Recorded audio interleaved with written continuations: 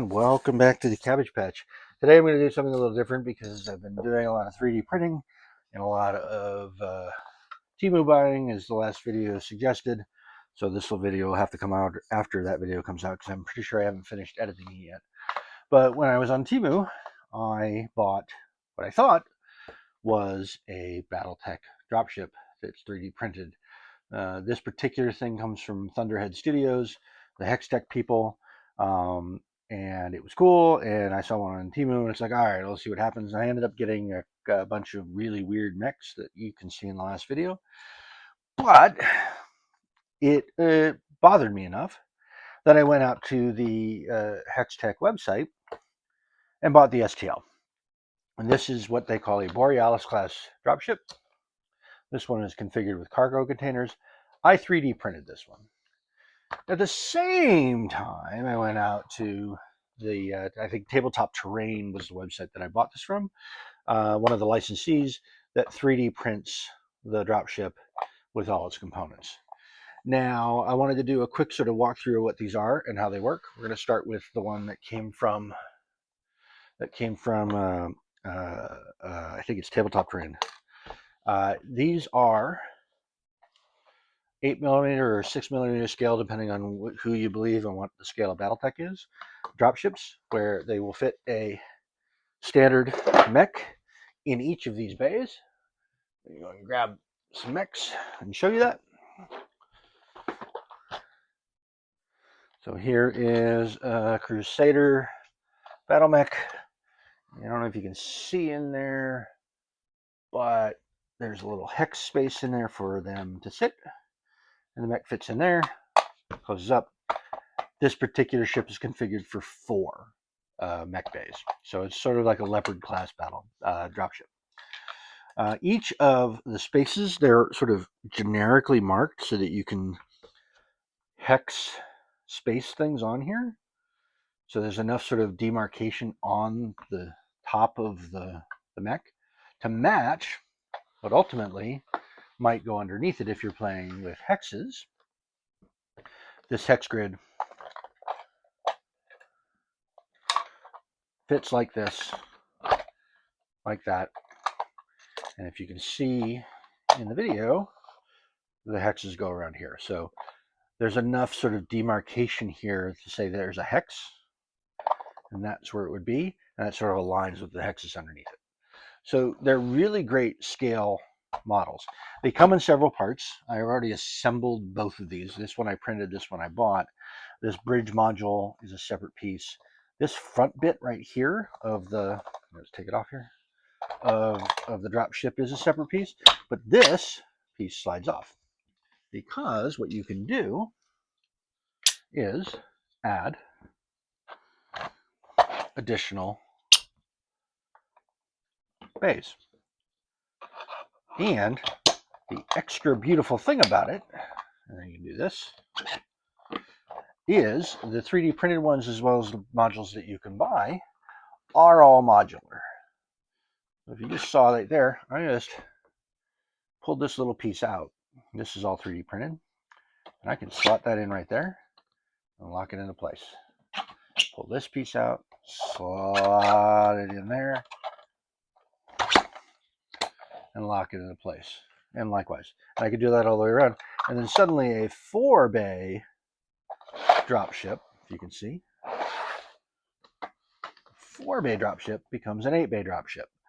The 3D printed version of this that I bought came with 3 of these extenders. If you print a 4th one, so that would be, this is 4, 8, 2 more of these would make 12, and that's a full company. And that would be a Union class dropship scale, at least in terms of equivalent scale. So the design is incredibly modular, and the challenge, the only challenge that I had, is these pins that go in and out. They connect here. Let's see if we can. They connect into these bits right here. So this goes. Pull this out. This goes in like that, locks into place, and then this pin goes in and locks into place like that. And now this is one solid piece. There are cargo bins, there are tanker bins, there are these mech bays, and there are aerospace bays so that you can put aerospace fighter miniatures on this. But I think the whole thing is incredibly modular. It's incredibly easy to print. The only real challenge with things like these pins, and there are pins inside the mech bays that are like this as well, is that they need to be greased a little bit with some silicone grease like that comes with your 3D printer. So this is the purchased one. I think it is great. They printed it in the multicolors, so I didn't have to paint it. But before this arrived, I did print this version, which I did paint. So it was all in gray plastic. The weapons and placements all get glued on. These fins all slot into slots that are printed into the thing, and they all get pressed in, or you can glue them in. The bridge module here is the same as the bridge module over here, so this was glued into place. This also, I'm gonna get it off.